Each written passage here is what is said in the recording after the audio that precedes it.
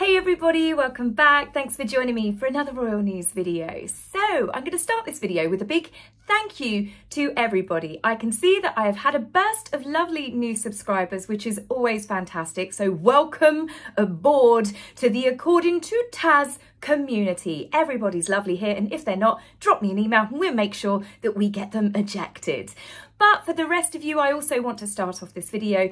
I don't mention this often, but it's because I don't want people to feel obligated that I'm asking for money. But what I'm saying here is to everybody that's done a special thanks through YouTube or has ever bought me a coffee through my PayPal link, thank you very, very much. I get worried that some people will think that I'm saying, please give me donations. That's definitely not what it's there for. And I just wanted to say thank you for everybody that has done that. And for the rest of you, just like, just subscribe and just share the videos. Believe me when I say that is more than enough. So we're going to start off this video where we're not going to talk about Harry and Meghan until the end, because I have got one frustrating story for some taxpayers. For a change, it's not the UK taxpayers, and a funny one to end it on. Well, I found it funny anyway. But we're actually going to start with the Princess Royal, who has been giving her support to Team GB over at the Paris Olympics. She was in attendance with her husband, Vice Admiral Sir Timothy Lawrence, and even handed out gold medals to Team GB in Versailles for the equestrian team eventing. The Princess Royal actually competed herself in the 1976 Montreal Olympics. Princess Anne was the first member of the royal family to compete in the Olympic Games, and she rode her mother's horse called Goodwill. Sadly, she did not win, but many years later, she had the honour of presenting the silver Olympic medals to her daughter Zara and her teammates in 2012.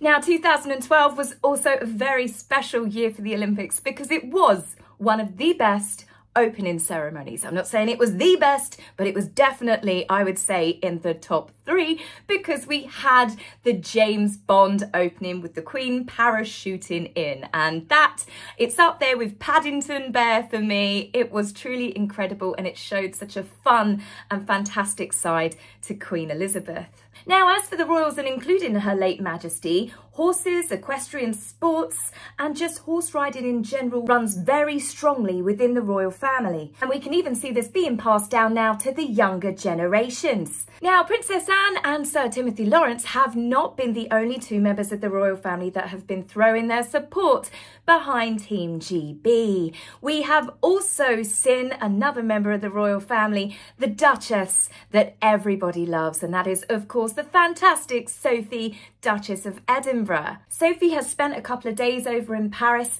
to watch various different sporting events, and the royal family released a lovely video of various moments for Team GB, and of course Sophie, who was supporting them every step of the way. The incredible moment at the end of this video with Sophie absolutely throwing up her hands with sheer joy was not just the fact that Team GB won gold, our girls also set a world record. So congratulations, ladies. That was a well and truly deserving victorious win. Now, the Olympics wasn't the only thing that Sophie attended while she was in France.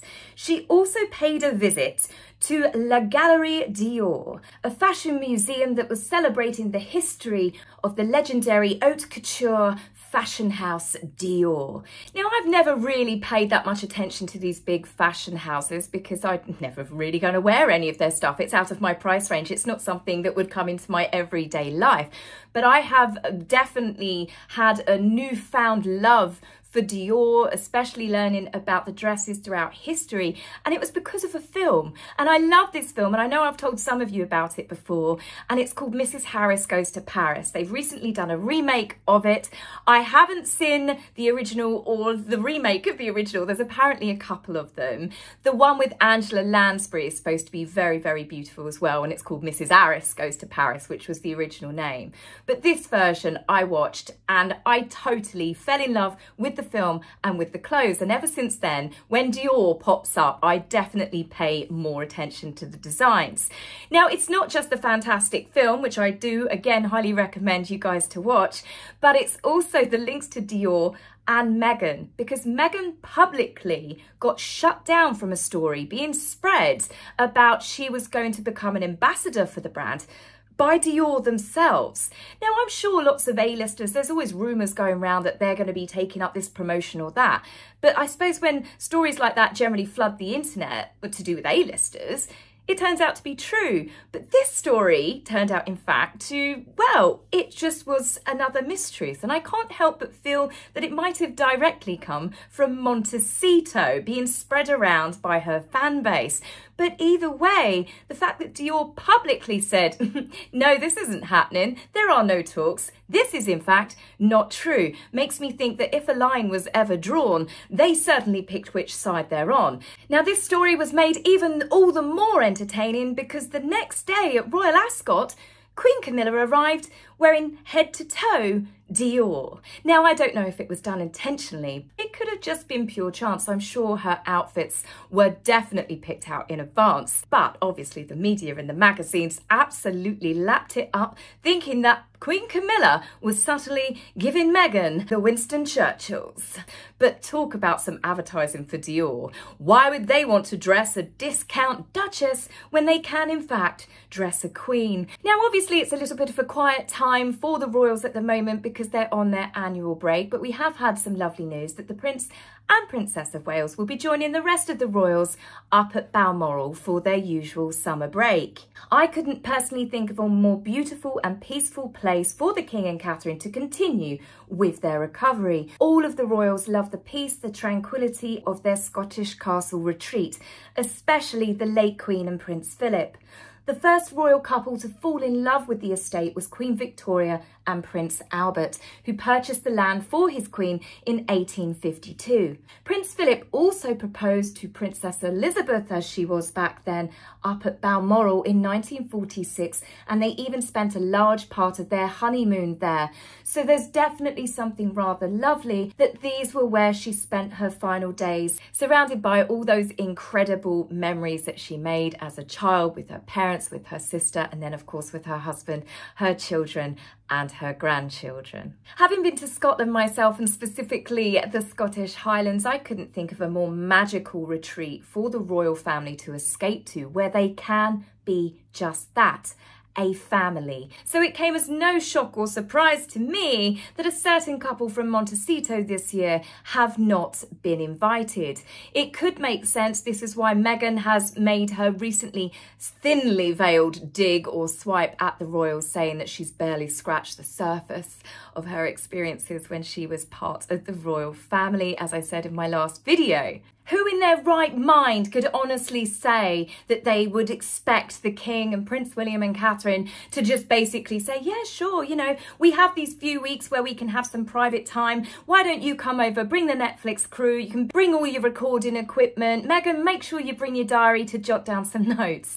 It's clearly obvious, as I've said many times recently, that the royal family have learnt the best way that you can deal with this couple, and that is drawbridges up, give them no content, give them absolutely nothing that they can go to the TV cruise with, that they can sell to the highest bidder, give them absolutely nothing, cut off their oxygen supply. I don't think it's being cruel because they gave them many opportunities or many olive branches where they could have come over, they could have brought the children, and Harry and Meghan have refused every single time and done nothing but continued and increased the attacks, and of which we know most of them were lies. They have done everything that they possibly can to burn every single bridge with every single member of that family. So I don't believe the stories with people saying, oh, Harry and Meghan, they're now going to try and mend fences, they're coming back, they're doing all of this. No, they're not, because if they were doing that, you wouldn't have had Harry swiping again at his family on the ITV tabloids documentary. Meghan wouldn't have made the swipe, how hard it was for her in the royal family with this CBS interview.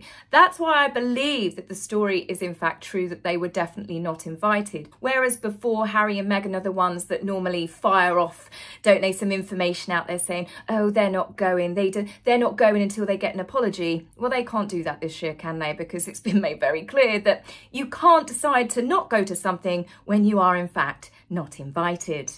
Now, it's not just the royal family, as we know, that Harry and Meghan have upset. They've upset many people's, and to be fair, countries as well. And they're about to upset another one. And if anything, it's more to do with tax-paying citizens. It's not the UK this time. It is, in fact, Canada.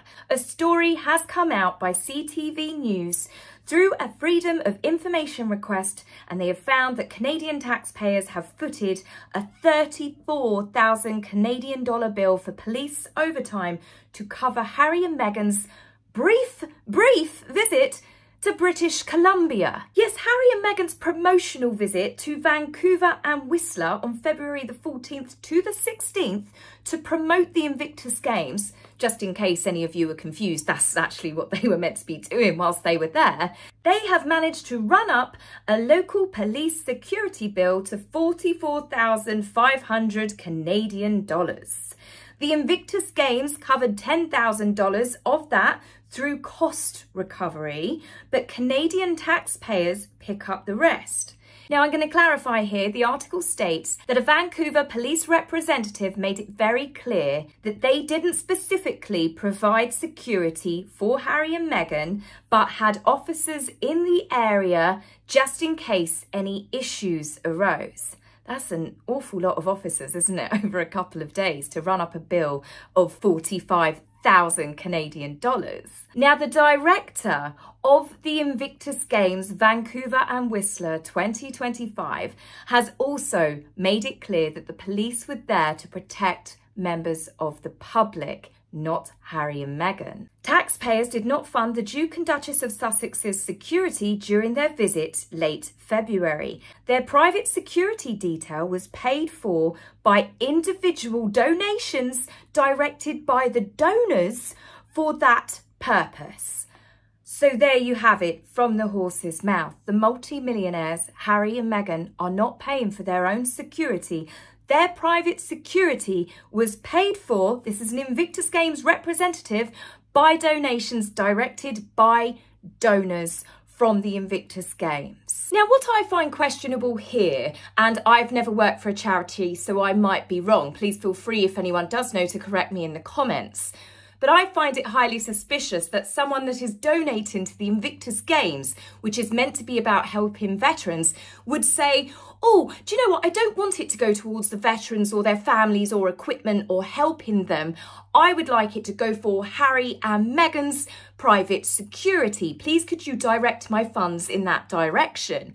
And even if this is true and people have chosen to do this, perhaps rich friends of Harry and Meghan's, surely Harry and Meghan, that like to tell the world that they're all about kindness, they've labelled themselves humanitarians and they're just here to be a force for good, surely the multi-millionaires would turn around and say, no, we don't want any charitable donations to go towards us. We can pay our own way. Please make sure every penny gets directed to the veterans and their families and the continuation of the Games. That truly is unbelievable, but I said we always had suspicions of this. The fact that two whistleblowers came forward, there were concerns being expressed when two people got reshuffled at the Invictus Games Canada. It turns out that donations that are meant to be going, I would guess, towards the Games, to the veterans, to the running costs of it, a large number of that is definitely going towards Harry and Meghan's lavish trips. It really makes you wonder how much do the Invictus Games genuinely fork out for them to go to Nigeria. Meghan might have made it all about her discovering her heritage, but they were meant to be out there to promote the Invictus Games. How much are you willing to bet that Harry and Meghan didn't put their hands in their pockets for any part of that trip? So as for Canadian taxpayers who already forked out 56,000 Canadian dollars for the brief time that Harry and Meghan fled the UK for their lives on the Freedom flight. When they initially went to Canada, it's because they wanted half in and half out and they just wanted to relax and have a normal life with a bit of privacy. Oh, well, that story changed rather quickly, didn't it? But the fact is that taxpayers paid for them to have special protection then, and they treated their special protection rather rudely and sent them on errands to go get them food and drinks. So it's not surprising that the Canadian Taxpayer Federation have said it's hard to understand why taxpayers are footing this bill. Indeed, I'm sure there's going to be many Canadians now being aware of this news, and I'm sure that they will be asking the very same questions. If Harry and Meghan can cause a police bill to increase that much in a matter of a couple of days, can you imagine how much it's going to be to cover them for the duration of the entire Whistler-Vancouver 2025 games? It's hardly surprising, is it, with their popularity now around the world? Well, people either don't like them or they find them as a source of amusement, that their latest documentaries didn't do that well. The CBS one had way more dislikes than it did likes. I mean, we're talking in the thousands, and they just didn't really get the sort of viewership that you would expect. Yes, okay, it's just Sunday morning TV, but Harry and Meghan used to draw a lot of people in, even just to listen to them bitch about the royal family. But it's not the only show that they did recently that has, well, not done so well in the ratings. This is, of course, ITV's Tabloids on Trial, where Harry was used as the poster boy in hope that they might get better ratings. Turns out, in fact, they picked the wrong poster boy. Should have gone with Hugh Grant. Yes, Tabloids on Trial was beaten in the ratings by a safety programme to do with aeroplanes. Or more specifically, they were beaten to the 30th place by a programme about turbulence. Now, as most of you guys know, turbulence is often caused by chaotic and unpredictable drop in air pressure. The aeroplane goes through air pockets, which can sometimes fluctuate due to temperatures. I can see the similarities. Harry is chaotic, unpredictable, and is often spouting hot air. You can see why the two programmes ran side by side in the ratings. However, the aeroplane safety programme managed to win just by 1 point in the ratings, and that's because it was actually factual, it was interesting, and it's actually useful. All of the things that Prince Harry is not. So guys, that's it for me on this one. I will be back with you very soon. I hope you have a wonderful weekend. Take care for now, and don't forget to subscribe. Thanks a lot. Bye.